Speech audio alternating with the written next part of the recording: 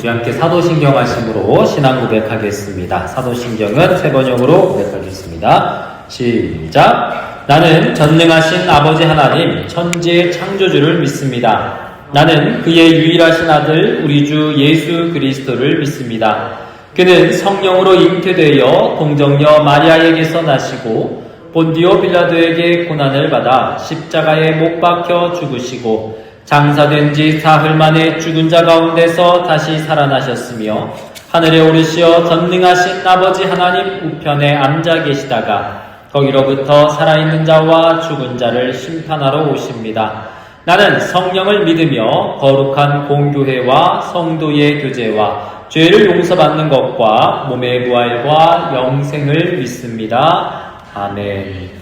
우리 함께 살펴볼 하나님의 말씀은요, 사무엘하 21장 1절로부터 14절, 페이지는 구약성경 500페이지입니다.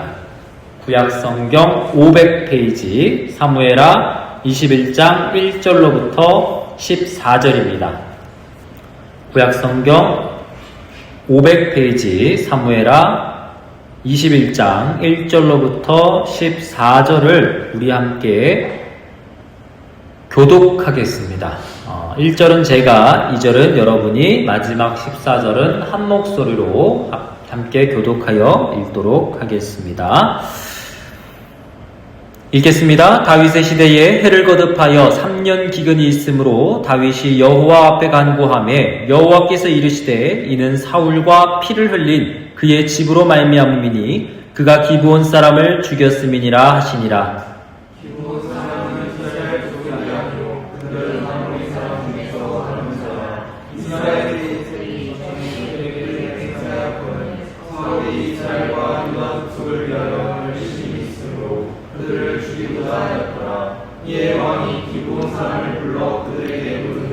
다윗이 그들에게 묻되 내가 너희를 위하여 어떻게 하랴? 내가 어떻게 속죄하여야 너희가 여호와의 기업을 위하여 복을 빌겠느냐 하니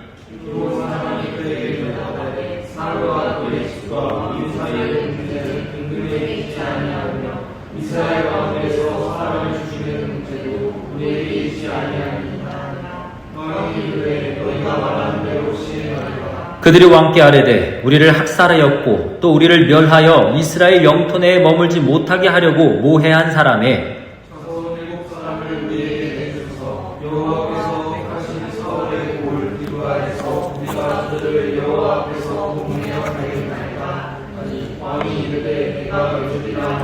그러나 다윗과 사울의 아들 요나단 사이에 서로 여호와를 두고 맹세한 것이 있으므로 왕이 사울의 손자 요나단의 아들 무비보셋은 아끼고 왕이 이에 아야의 딸 리스마에서 난 자 곧 사울의 아들 알모니와 무비보셋과 사울의 아들 랄락에서 난 자 곧 무블라사 강갈실레의 아들 그들에게 가사다를 주셨다.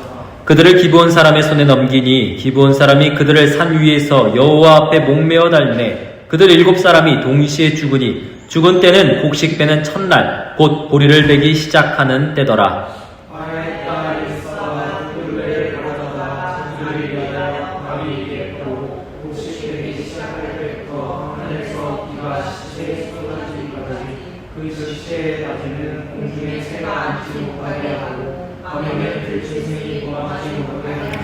이에 아야의 딸 사울의 첩 리스바가 행한 일이 다윗에게 알려지매 다윗이 가서 사울의 뼈와 그의 아들 요나단의 뼈를 길르앗 야베스 사람에게서 가져가니 이는 전에 블레셋 사람들이 사울을 길보아에서 죽여 블레셋 사람들이 벳산 거리에 내다는 것을 그들이 가만히 가져온 것이다. 다윗이 그곳에서 사울의 뼈와 그의 아들 요나단의 뼈를 가지고 올라오매 사람들이 그 달려 죽은 자들의 뼈를 거두어다가 사울과 그의 아들 요나단의 뼈와 함께 베냐민 땅 셀라에서 그의 아버지 기스의 묘에 장사하되 모두 왕의 명령을 따라 행하니라. 그 후에야 하나님이 그 땅을 위한 기도를 들으시니라. 아멘. 우리 신약성경 보겠습니다. 히브리서 10장 19절에서 22절입니다.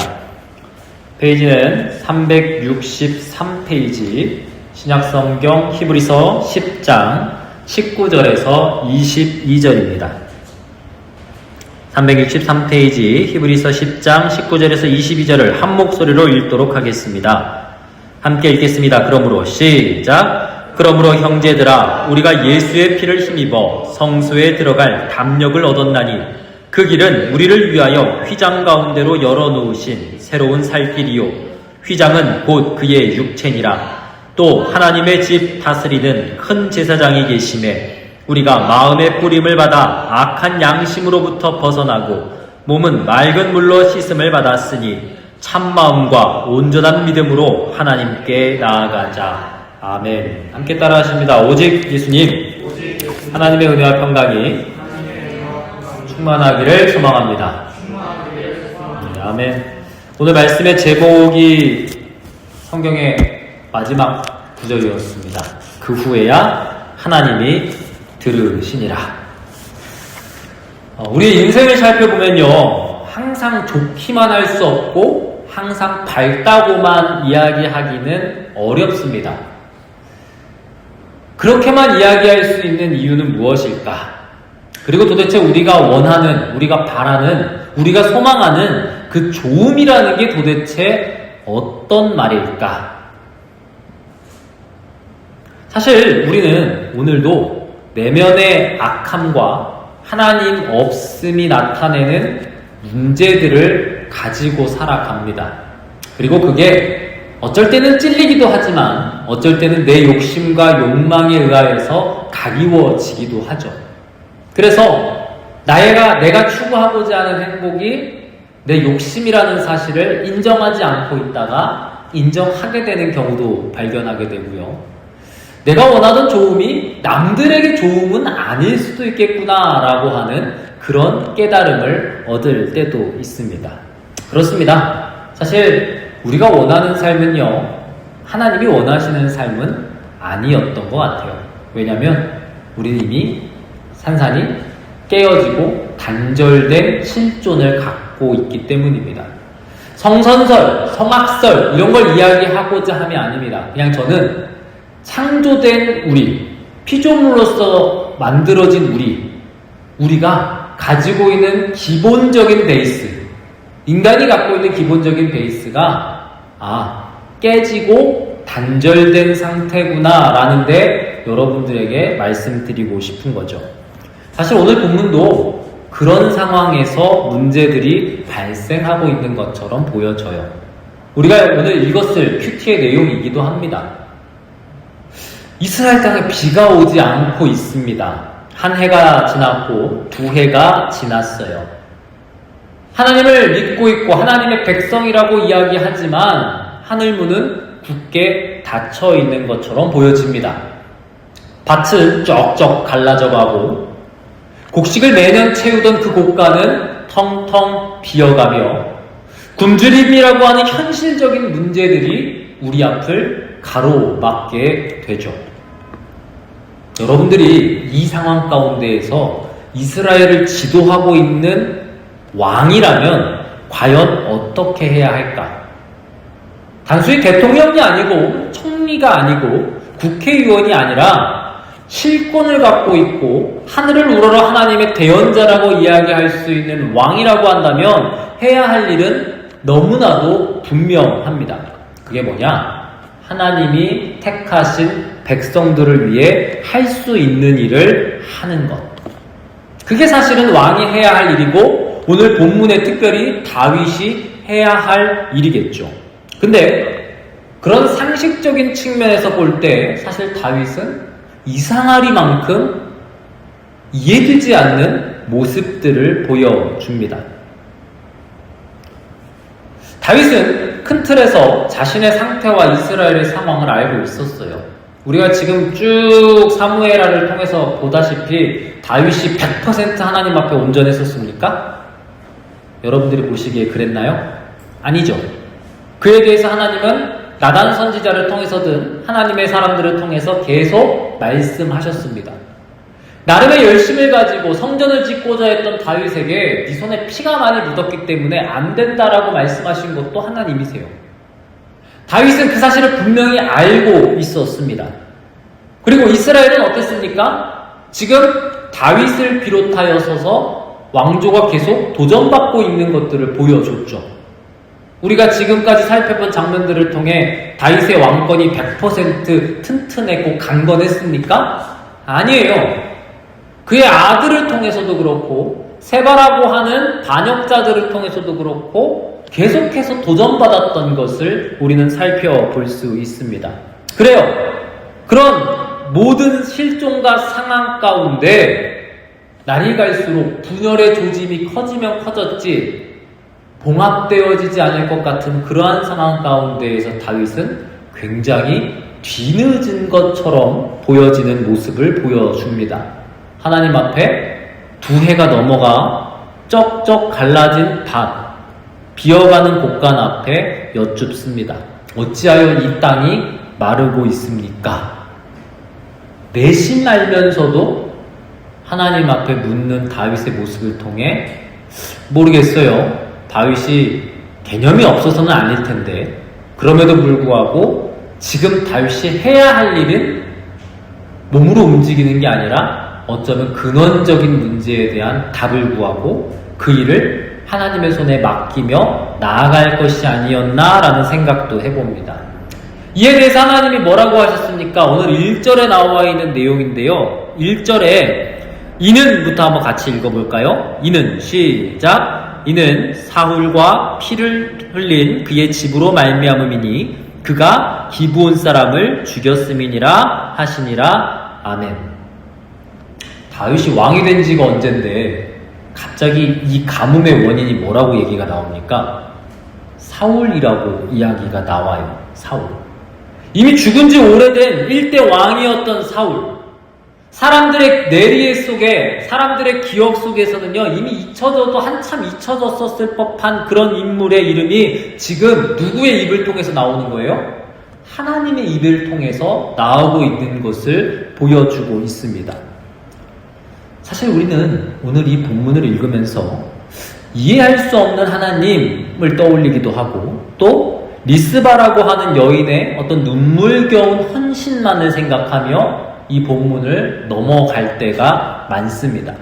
하지만 오늘 우리가 이 1절로부터 14절까지 읽음에 있어서 우리가 여태까지 사무엘 상하를 절대 잊어서는 안 되고 또한 사람은 잊지만 사람은 까먹지만 사람은 그걸 바꾸지만 하나님은 절대로 그렇게 하지 않으신다. 하나님은 기억하시고 그 죄가 완전히 다루어졌을 때에 비로소 오늘 우리의 말씀의 제목이 뭐예요? 그 후에야 하나님이 들으시니라. 이와 같은 사실을 우리가 분명히 알 필요가 있어요. 그래서 우리에게 주시는 오늘 말씀은요, 단순히 윤리율법적인 얘기를 하려는 건 아닙니다. 우리에게 지금 부딪힌 문제, 우리가 지금 당면한 문제, 우리가 지금 어쩌면 해결을 바라고 있지만 하나님의 말씀은 무엇에 초점을 맞추고 있는가에 대해서 귀를 기울여 듣는 시간, 확신하는 시간, 그리고 적용하는 시간이 될 수 있기를 간절히 원합니다. 첫 번째, 하나님은 잊혀진 언약도 기억하시는 신실하신 분이세요. 하나님이 어떤 분이라고요? 잊혀진 언약도 기억하세요. 그래서 신실하신 분이에요. 잊혀진 언약도 기억하시는 신실하신 분. 우리가 오늘 하나님의 말씀을 통해서 드러난 사울, 이 사울, 그리고 이 사울이 행했던 일, 이게 언제적 있었던 일인지 아세요? 물론 사울이 범했던 거는 수십 년 전의 이야기겠지만 사울이 기브온이라고 하는 족속에 대하여 한 일은요, 무려 400년 전으로 올라갑니다. 언제? 여호수아 시대로 올라가요. 여호수아서를 읽어보시면 알 수 있지만 가나안 땅의 원주민이었던 기브온 사람들은요, 이 가나안 땅을 향해 전진해오는 이스라엘 백성들을 굉장히 두려워했습니다. 그래서 여호수아서 9장에 보면 그들은 낡아 헤어진 신발을 신었고요, 곰팡이가 핀 마른 떡을 싸들고 자기들이 먼 나라에서 온 나그네인 것처럼 행세를 꾸며 이스라엘 백성들 앞에 섰어요. 불쌍히 여겨달라 이거죠. 그 모습과 그 감언 이설에 속아서 이스라엘 백성들은, 아니 여호수아는 하나님께서 분명히 다 진멸하라고 말씀하셨음에도 불구하고 그렇게 하지 않았고 그들과 화친의 맹세를 맺습니다. 얼마 지나지 않아서 여호수아는, 이스라엘 백성들은 그들이 기브온 족속에게 속았다는 것을 알았어요. 근데 누구의 이름으로 그 약속을 했어요? 하나님의 이름으로 했어요. 그래서 여러분, 하나님의 이름으로 뭔가를 서원하거나 하나님의 이름으로 뭔가를 이야기한다면 그건 바꾸면 안 됩니다. 미신적인 것을 넘어서서 그 이름이 하나님의 이름으로 되었기 때문이죠.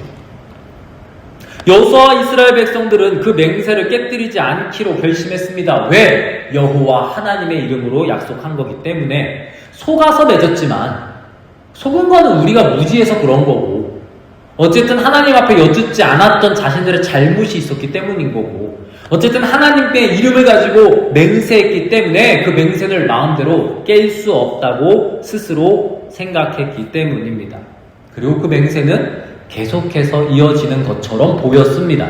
근데 누가 깼대요? 그거를 오늘 본문에 보니까 사울이 깼대요. 사울이 깼다고 기록합니다. 2절에 보니까요, 그냥 정신이 나가서 깬 게 아니에요. 2절에 보니까 뭐라고 나와 있습니까? 2절 한번 같이 한번 읽어볼까요? 시작! 기브온 사람은 이스라엘 족속이 아니요 그들은 아모리 사람 중에서 남은 자라. 이스라엘 족속들이 전에 그들에게 맹세하였거늘 사울이 이스라엘과 유다 족속을 위하여 열심히 있으므로. 아멘. 여기까지 얘기해요. 뭐가 있어서요? 열심히 있었대요. 이해가 안 가죠. 아니 여호수아와 이스라엘 백성들이 그 400년 전의 조상들이 하나님의 이름을 가지고 언약을 맺은 거니까 400년이 지났어도 그건 깨면 안 되는 거잖아요. 안 깼으니까 지금까지 온 거죠. 근데 왜 사울은 갑자기 열심을 가지고 그들을 죽이려 하였는가? 여기서 알 수 있는 것은 우리가 사울에 대한 부분입니다. 사실 사울이 본인의 왕좌에 있을 동안에 하나님의 이름을 빙자해서 여러 가지 자기가 추구하는 일들을 해왔다는 것을 알 수 있죠. 이 일도 그 맥락에서 벗어나지 않습니다. 즉 다시 말하면 사울은 지금 기브온 족속들을 멸하려고 하는 이 일에 대하여 잘못된 것임을 알면서도 진행한 겁니까? 내가 잘하고 있다고 생각해서 진행한 겁니까? 잘하고 있다고 생각해서 진행한 거예요. 잘하고 있다고 생각해서. 도대체 왜 그랬을까? 스스로 나쁜 일을 한다고 생각하지 않았던 그 이유가 뭘까? 여기에는 여러 가지 이유가 있습니다만, 첫 번째, 하나님의 이름으로 약속했지만 지금 그 당시 사울이 행했을 때에는 이들이 위협이 됐다 안 됐다? 위협이 돼 보였다는 거지. 자신의 정치, 자신의 생각, 자신의 상식에서 봤을 때 그거 너무 오래된 약속이잖아. 근데 지금 보니까 정치적으로 좀 이 사람들이 나에게 있어서 마이너스가 될 것 같아. 그럼 당연히 상식적으로 내가 왕으로서 어떻게 해야 돼요? 그런 약속이 없었다고 한다면 뭔가 조치를 취했겠죠. 바로 그겁니다. 지금 사울은 그 열심, 그 명분, 오로지 이스라엘 민족을 위한다라고 하는 그 생각을 가지고 그 일을 행하게 됩니다. 근데 재밌는 게 뭔지 아세요? 그 사울이 행했던 기브온 족속에 대한 사건이 언제 어떻게 일어났는지 다른 어떤 성경에서도 찾아볼 수가 없어요. 없어요. 여기서 우리가 생각할 수 있는 건 뭐냐? 이 일을 사람들이 지금 기억한다 못한다? 못한다. 기브온 족속을 향했던 여호수아의 약속조차도 잊었겠지만 고작 지금 수십 년 전에 있었던 사울이 행했던 일조차도 이스라엘 민족은 아예 기억을 하지 못하고 있었다. 그런 게 있었어 라고. 근데 지금 누가 기억하고 계세요? 하나님이 기억하고 계세요. 하나님이 지금 이 일에 대해서 기억하고 계셨다고 성경은 말씀하고 있습니다. 우리는 망각의 동물이라서 사실 심리학적으로 봤을 때도 사람이 망각하지 않으면 정신분열이 일어날 수도 있다고까지 얘기를 하더라고요. 왜 그렇잖아요. 나쁜 기억들, 슬픈 기억들, 짜증나는 기억들 계속 안고 살면 얼마나 피곤합니까? 그죠? 근데 망각이라는 게 있기 때문에 사람은 어쨌든 살아요. 물론 그때그때 뭐 갑자기 생각나고 하면 스트레스가 오겠지만 그게 아니라면 잊고 산다고. 근데 여러분, 하나님은 사람이 아니세요. 더욱이 하나님의 뜻과 하나님의 계획과 창조주의 섭리 가운데 있어서 모든 일을 신실하심 가운데 기억하시는 분이세요. 그러니까 여러분, 우리가 해야 할 일은요, 이걸 두려워하고 걱정하고 염려하자의 의미로 말씀드리려는 게 아니라 하나님은 그런 분이신데 나는 어떤 존재라는 거예요? 그렇지 못한 존재라는 거예요.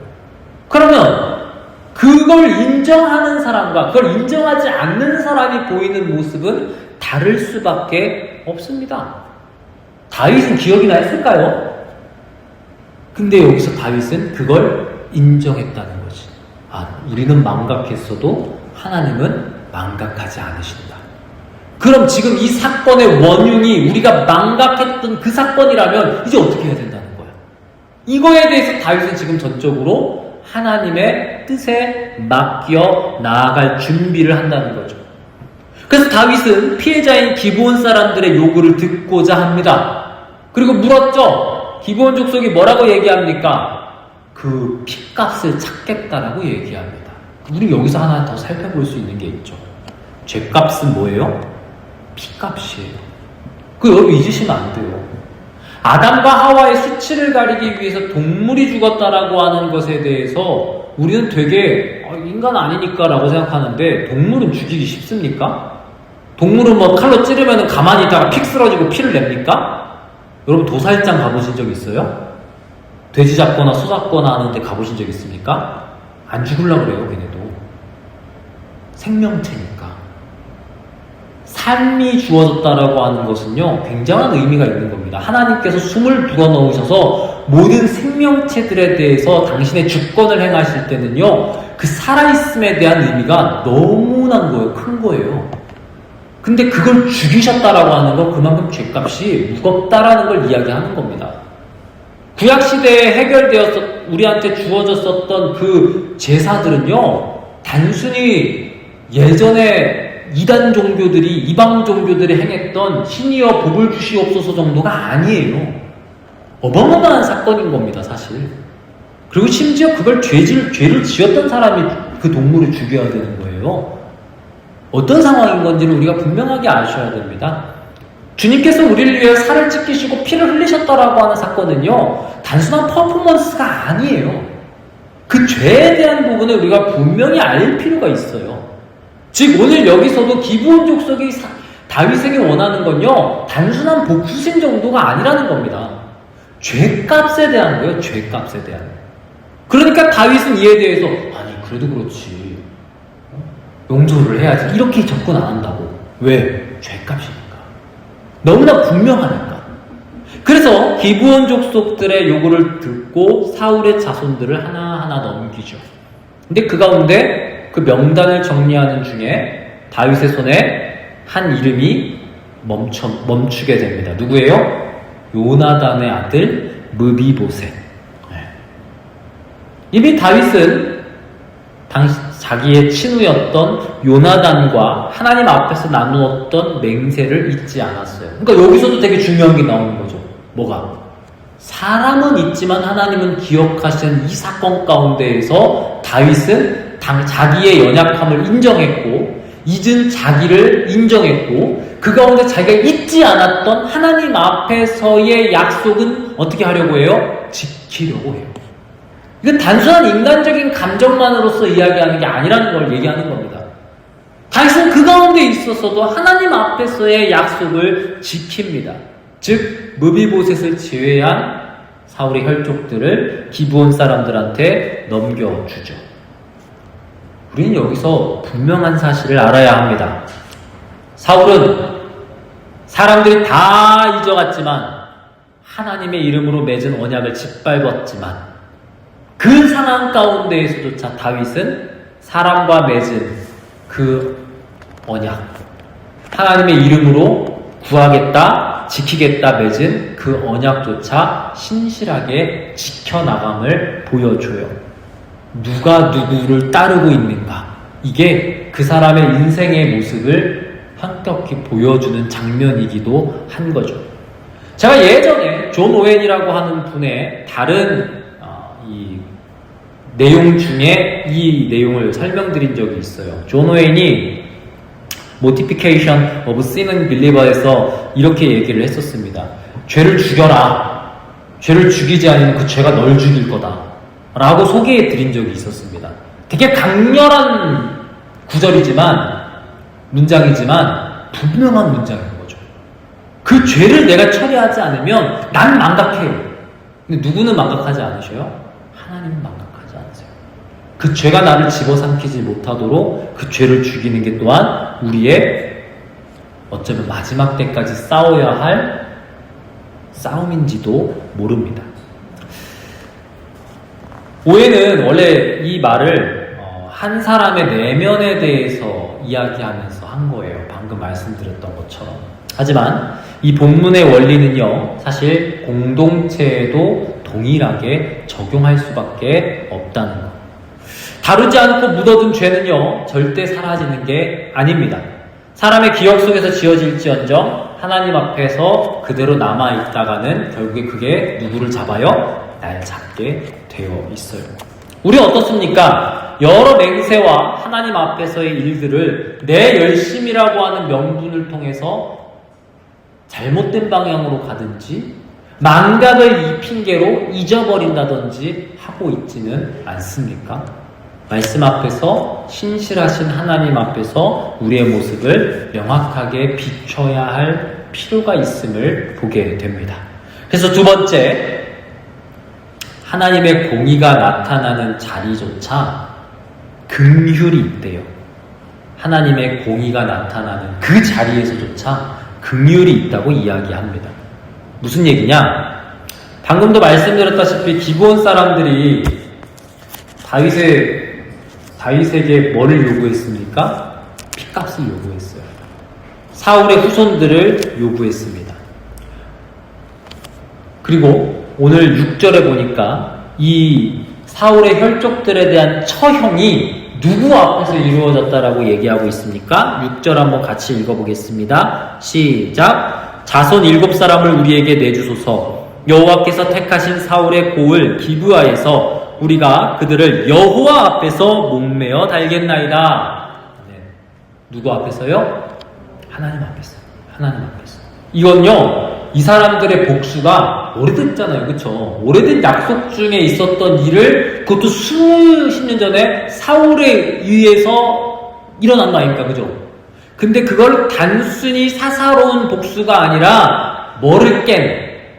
하나님의 이름 앞에서 깬 언약에 대한 죄. 이거에 대한 값으로 묻겠다는 거예요. 그러니까 사적이 아니고 공적이라는 거죠. 지금 이들이 이야기하고 있는 주장은 그겁니다. 리스바의 두 아들과 사울의 딸 메라백에서 난 5아들 모두 7명 기브온 사람들의 손에 넘겨졌고 그들은 보리추수가 막 시작될 무렵 기브아 산 위에서 처형됩니다. 그리고 나서 한 사람이 등장해요. 우리가 자칫 잘못 이해할 수도 있지만 리스바라고 한 여인이 등장을 하죠. 아까 7명의 사람 중에 2 아들의 어머니죠. 2 아들의 어머니.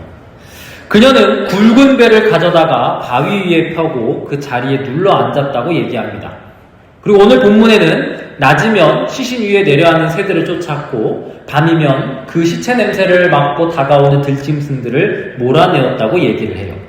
보리추수가 시작될 때부터 하늘에서 비가 쏟아지기까지 짧게는 몇 주일 수도 있지만 길게는 몇 달에 걸리는 그 시간 동안 그 리스바라는 여인은 거기를 떠나지 않았다고 성경은 기록하고 있습니다. 리스바라고 하는 여인이 이 하나님의 심판, 곧 이 핏값을 인정하지 못했기 때문에 반항심으로 그랬을까요? 그랬다면 이렇게 하지 않았을 겁니다. 반항심이었다면 다른 형태를 취했겠죠. 어떻게 해요? 처형을 막아보려고 했다든지 아니면 우리 다윗한테 막 저주를 내뿜었던 여러 사람들의 내용을 글을 통해서 봤잖아요. 다윗을 저주할 수도 있고 기브온 족속을 저주할 수도 있었을 겁니다. 근데 그녀는 그렇게 하지 않았어요. 다만 당신의 자식을 포함해서 죽은 이들에 대한 존엄성만을 포기하지 않았던 것을 보여줘요. 이 말은 뭔 말이냐? 공의는 시행됐지만 사랑은 별개의 문제였다는 거지. 공의는 분명히 공의입니다. 하지만 그들을 사랑하는 것은 별개의 모습이었다는 겁니다. 그녀는 다시 비가 내리기까지, 즉 하나님의 용서와 회복이 주어질 때까지 그 자리를 지켰습니다. 이건 단순히 리스바가 엄마라서 엄마의 마음을 가지고 엄마의 헌신만을 이야기하려는 게 아닙니다. 사실 성경의 여인들을 보면 이와 같은 모습들을 보여준 장면이 꽤나 많아요. 신약 성경에도 보면요, 사실 남자 제자들은 다 도망쳤는데 여인들은 예수님이 십자가에 못 박히시는 것을 지켜보았고요. 사흘이 지나 그 시신에 염을 하기 위해, 유황을 바르기 위해 가장 먼저 새벽같이 갔던 사람들도 여인들이었습니다. 물론 리스바가 이런 신약의 여인들을 대표한다라고는 말씀드리기 어렵습니다만 성경 전체에 걸쳐서 죽음의 자리를 끝까지 떠나지 않았다라고 하는 모습은 굉장히 특별한 모습이에요. 왜냐하면 이스라엘 사람들한테 어쨌든 시체는 뭡니까? 부정한 거거든. 죽음이란 그런 거예요. 근데 그 자리를 떠나지 않았다. 어쩌면 리스바의 침묵에 의한 헌신은요, 그런 맥락에서 중요한 장면일 수 있습니다. 그리고 결국 다윗이 그 장면을 보잖아요. 그죠? 그리고 그 마무리를 보면 이 사람들이 죄값으로 인하여서 죽은 진짜 죄인들의 모습처럼 보여지십니까? 아닙니다. 죄값은 치르면 그 죄값에 상응하도록 하나님이 다시 긍휼함을 베풀어 주세요. 이에 대한 영국의 존 스토트는요, 이 부분을 이렇게 해석을 했습니다. 십자가에서 하나님의 자비와 공의는 동일하게 나타났고 영원히 화해시켰다. 하나님의 자비와 공의는 드러났죠. 죄값이잖아요. 예수님이 죽으시면 죄값이에요. 공의예요, 공의. 그거 아니면은 방법이 없었어요. 근데 그럼에도 불구하고 그 일을 통하여서 뭐가 일어났어요? 영원한 화해가 일어나게 됩니다. 하나님의 사랑하심과 공의하심이 동시에 이뤘다는 것이죠. 리스바가 서 있던 그 바위 위에서 우리는 공의와 긍휼이 나누어진 것이 아니라는 것을 알 수 있게 돼요. 이건 훗날 방금 존 스토트의 말처럼 십자가 위에서 완전하게 이루어질 화해라고 하는 죽음이라는 심판 앞에서 하나님의 사랑과 긍휼이 동시에 펼쳐지는 것을 보게 되는 것과 같습니다. 여러분, 우리는 어떠해야 됩니까? 내 인생과 또 우리가 함께하고 있는 이 공동체 앞에서 죄와 잘못을 다룰 때 공의만 앞세워서 사람을 짓밟아야만 하나요? 아니면 나는 공의에 의해서 그냥 쪼들려 살아가야만 합니까? 혹은 반대로 공의와 정의는 저기 내팽겨 쳐놓고 값싼 온정만으로만 문제를 덮고 하나님은 널 사랑만 하셔라고 하는 그 말로 주여 주여 하는 자마다 다 하나님 나라 들어갈 수 없다고 얘기하는데도 난 어떻게든 되겠지라고 그렇게만 생각하고 있지는 않나요? 옛날에 불신자 남편들이 이제 신자 아내들을 보고 그런 농담들을 했다 그러죠. 나는 지옥 가더라도 네 바짓가랑이 붙잡고 천국으로 갈란다 라고 말이죠. 그런 일은 일어나지 않겠습니다만 분명한 건 그 공의 앞에 긍휼이 같이 일어난다. 그러니까 결국 그 남편이 해야 할 일은 아내 바짓가랑이 붙잡고가 아니라 자기를 보는 거죠. 하나님 앞에 세워야 하는 거죠. 그게 어쩌면 우리에게 제일 중요한 모습이 아닐까 싶습니다.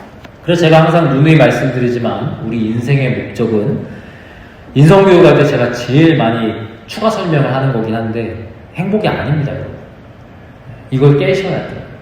인생의 목적이 행복이라고 해버리면요, 우리는 사랑만 원하는 사람들이 될 겁니다. 인생의 목적은 거룩입니다. 하나님의 창조 섭리 아래 만들어진 그 섭리로 들어가는 것. 우리가 그 사실을 분명히 아는 한빛교회 되기를 원합니다. 마지막 세 번째, 오늘 마지막 절에 대한 내용을 통해 셋째, 하나님이 기도를 들으시는 길은 누구 안에 있을까요? 그리스도 안에 있습니다. 하나님께서 기도를 들으시는 길은요, 그리스도 안에 있어요. 다른 데 있지 않아요. 오늘 11절로부터 14절의 그 리스바의 이야기가 이제 다윗에게 전달이 됐습니다. 다윗의 마음을 움직였죠. 다윗은 길르앗 야베스 사람들한테 사람을 보냈어요. 오래전에 블레셋 사람들이 길보아 산에서 사울을 죽이고 그의 시신을 벳산 성벽에 매달았을 때 야베스 사람들이 그 시신을 몰래 거두었었던 일이 있었습니다. 사무엘상 31장에 나와 있는데, 이름도 남지 않았던 그 사람들 역시 리스바처럼 어쩌면 죽은 자의 존엄을 지키기 위해 최선을 다했던 사람들이죠. 그래서 다윗은 그렇게 보관되어져 있던 사울과 요나단의 뼈를 가져옵니다. 그리고 그것을 명분으로 또 처형되었던 7사람의 뼈도 거두입니다. 갑자기 그것만 거두올 수는 없잖아. 또 이것만 거두올 수 없잖아. 같은 맥락 속에서 같이 거두옵니다. 베냐민 땅 셀라에 있는 사울의 아버지 기스의 묘에 나란히 장사해 주게 됩니다. 평생 자신을 죽이려고 했던 사울, 이 사울을 다윗은 끝내 원수로만 남겨두지 않았어요. 왕의 손으로 정중히 장사했고, 뿐만 아니라 그의 후손들에게도 똑같은 긍휼을 베풉니다.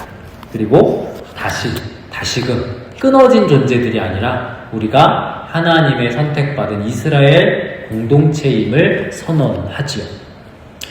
그리고 그 행위 뒤에 오늘 우리의 제목이 이어지게 됩니다. 14절 후반부에 있었던 말씀이죠. 다시 한번 읽어볼까요? 14절 후반부에 시작. 그 후에야 하나님이 그 땅을 위한 기도를 들으시니라. 아멘. 죄가 다루어졌어요. 공의가 세워졌습니다. 언약이 선포되어졌습니다. 그리고 그 죽은 자들의 긍휼으로 말미암은 존엄이 회복된 후에야 하나님께서 응답하셨다고 성경은 기록합니다. 물론 이 회복은 완전한 회복은 아니었어요. 왜냐면 어쨌든 그리스도로 인하여서 주께서 약속하신 회복이 아니라 그때의 그 상황만을 위한 것이었기 때문이죠. 그래서 이건 한 세대를 거쳐 결국에 하나님의 큰 틀 안에서의 구속사적인 관점에서 분열이 오게 됩니다. 그럼에도 불구하고 하나님이 그냥 마냥 공의만 내뿌리시는 분, 마냥 사랑만 던지시는 분이 아니구나라고 하는 사실을 보여주는 장면이었어요. 우리가 읽은 사무엘하 21장의 7사람은 죄가 없어서 죽은 게 아니었습니다. 그들은 사울의 집안에 속했었고 그 언약 파기의 책임을 함께 짊어져야만 했었던 사람들입니다. 이건 대속이 아니라 연대적인 책임이었음이 틀림이 없어요. 그러니까 우리도 사실 아담과 하와의 죄라고 하는 걸 언급하는 거 아니겠어요? 그로 말미암아 모든 인류가, 모든 인간이 그와 같은 본성과 뿌리와 죽음과 심판에 대한 문제를 벗어날 수 없다라고 하는 건 죄가 그러한 속성을 갖고 있기 때문이죠. 그런데 이것을 하나님께서는 당신의 아들 그리스도 예수의 십자가로 완전히 뒤바꾸십니다. 십자가에서 죽으신 분은 사실 죄와 아무런 상관도 없으신 분이었어요. 죄에 연결되어 있거나 죄와 연좌제처럼 묶여 있었던 분도 아닙니다. 사울처럼 집안에 속해 있었던 것도 아니에요. 전혀 죄가 없으셨으나 죄인들을 위해 스스로 자원하여 죽으셨습니다. 그래서 우리가 사실 성령에 의해서 잉태되었다라고 얘기하는 그 신앙의 고백도 그렇고 역사적 사실은요, 굉장히 특별한 의미가 있는 겁니다. 하나님이 당신의 아들을 완전한 인간으로 보내주셨음에도 불구하고 죄가 없게 하기 위하여 남자의 씨로 말미암지 않게 하셨다라고 하는 사실은 명확한 하나님의 구속사의 계획이 있었기 때문에 가능한 것이죠. 카톨릭은 거기서 더 나가서 마리아도 죄가 없다는 식으로 나가지만 마리아는 죄가 있어요. 왜? 죄인이니까. 이 부분을 우리가 분명하게 아셔야 합니다. 결국 죄가 없으셨던 그리스도께서 자원함으로 죽으셨고, 이것은 사울처럼 언약을 깨뜨리거나 다윗처럼 부분적으로 회복시킨 것이 아닌 완전한 회복, 완전한 죄를 담당하신 사건이 되셨습니다. 그래서 오늘 우리가 읽은 본문 히브리서 10장 19절로부터 20절에 너무나도 분명하게 기자가 저술해 놓고 있죠. 뭐라고 해놓고 있나요? 우리는 예수의 피를 힘입어 성소에 들어갈 담력을 얻었나니 그 길은 우리를 위하여 휘장 가운데로 열어놓으신 새로운 살길이요. 새로운 살길이요. 아까 죄죽임 언급을 했었던 저자 존 오웬은요, 이에 대해서 이렇게 주석을 달았습니다. 주 예수의 피 외에는 그 무엇도 이 담대함을 우리에게 줄 수 없다. 그 길을 가로막던 것을 제거할 수 있는 다른 방법은 없다. 없습니다. 제가 철학을 공부하면서 참 많은 생각을 해봅니다. 그리고 심지어 여기 유튜브 쇼츠나 이런 데 보니까 물리학자가 이야기하는 2000년 철학자들의 어떤 논리를 깨는 한 장면 하면서 막 그런 것도 있더라고요. 그러면서 신은 완전해야 한다, 전능해야 된다. 근데 이 세상에 악이 있으니까 신은 전능하지도 않고 완전하지도 않다. 그래서 신은 없다. 이렇게 얘기를 하면서 철학자들이 수천 년 동안 고민했던 것을 나는 한 번에 이렇게 깼다. 이런 식으로 쇼츠가 있더라고요. 와, 진짜 책 한 권만 읽는 게 무섭다고 그렇더라고요. 그 영상을 보면서. 그래서 여러분, 분명한 것은 우리의 실존이 그렇게만 이야기할 수 있는 거 아니라는 데 있다는 것과 그리스도의 죽음이 그런 일로 말미암아 퇴색되거나 변색될 수 없다는 것을 말씀드리고 싶어요. 네. 죽음과 고통의 문제는요, 제가 철학하면서 진짜 주구장창 들었던 소리예요. 근데 그거는 인간의 철학으로 도저히 깰 수 없었습니다. 없었기 때문에 덮어놓고 마냥 수천 년 동안 그 싸움을 하고 있었죠. 근데 성경은 너무나도 분명하고 자명하게 그 답을 우리에게 던져줘요. 근데 그게 싫다고 덮어놓고 있다면 우리는 영영 그 답을 찾을 수 없을 겁니다. 그래서 사무엘하 21장 마무리에 그와 같은 분명함 뒤에 그 후에야 하나님이 들으셨다고 말씀하세요. 그래서 그 이후에 이제 그리스도로 말미암아 진짜 살 길을 얻은 우리가 히브리서 10장 22절 오늘 본문의 마지막에 그렇게 나오잖아요. 참 마음과 온전한 믿음으로 하나님께 나아가자. 어떻게 그럴 수 있냐고. 우리가 그런 존재가 아닌데. 그러니까 이 사실을, 이 명확한 사실을 우리가 분명히 알 수 있기를 간절히 원합니다. 결론입니다. 사람은 망각하는 존재입니다. 하지만 하나님은 기억하시는 분입니다. 하나님은 400년 전의 맹세에도 사람들의 기억에서 지어진 죄도 잊지 않으셨습니다. 하지만 그렇게 공의를 선포하시는 자리에서조차 미스바의 모습을 통해서든 하나님께서는 긍휼을 보여주세요. 그리고 다윗의 손을 통해 부서진 공동체를 다시금 회복시키시는 놀라운 사랑을 보여주십니다. 그리고 마무리에 이렇게 말씀하시잖아요. 그 후에야 하나님이 그 땅을 위한 기도를 들으시니라. 우리는 이것보다 훨씬 더 지금 좋은 세상에 살고 있습니다. 왜요? 2000년 전 우리를 통해 우리를 위하여 오신 그리스도로 말미암아 십자가 이후의 성령 시대를 살고 있는 사람들이기 때문입니다. 이제 우리는 뼈마디가 다 거두어지거나 죄가 처리되기를 기다릴 필요가 없어요. 예수 그리스도의 피를 의지하여 지금 이 순간 담대히 은혜의 보좌 앞에 나아갈 수 있는 사람들이 되었습니다. 우리의 소망은 우리의 열심이나 우리의 공로가 아니에요. 언약을 완전히 이루셨고 하나님께 나아가는 새롭고 산 길을 여신 예수 그리스도, 그 길을 통해서 우리는 이제 나아갈 수 있게 되었습니다.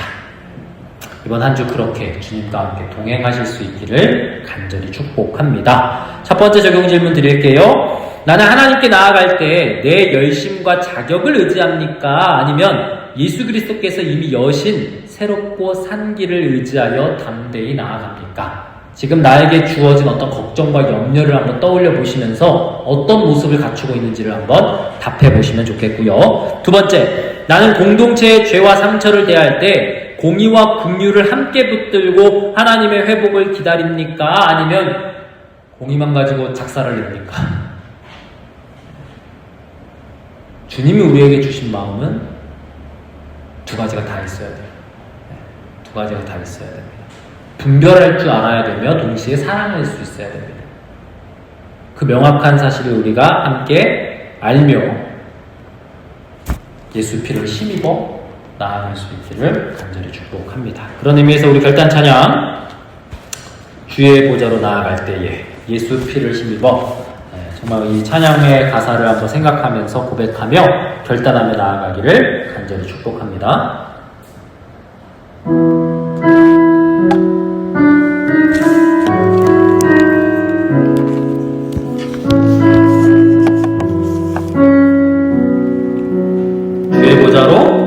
주의 보좌로 나아갈 때에 어떻게 나가야 할까?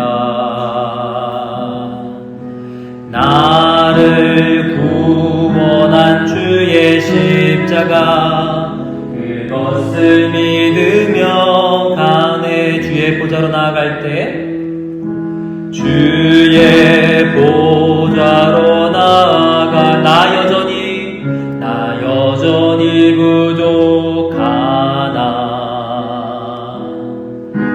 나를 품으신 주의 그 사랑, 그것을 믿으며 가네. 자격 없는 내 힘이 아닌, 자격 없는 내 힘이 아닌 오직 예수님의 보혈로, 자격 없는 내 힘이 아닌 오직 예수님의 보혈로, 십자가의 보혈, 완전하신 사랑 힘입어 나갑니다. 십자가의 보혈, 완전하신 사랑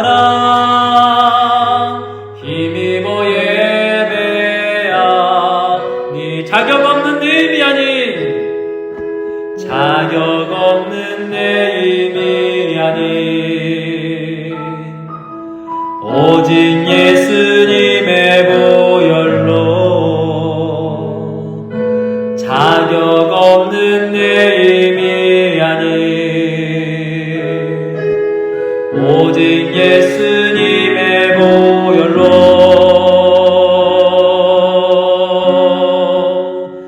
십자가의 보혈, 완전하신 사랑 힘입어 나갑니다.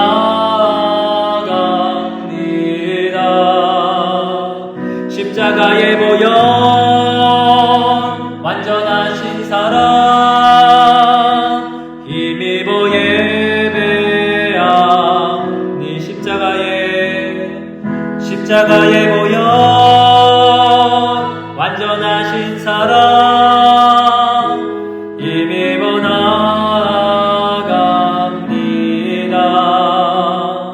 십자가의 보혈, 완전하신 사랑 힘입어 예배합니다.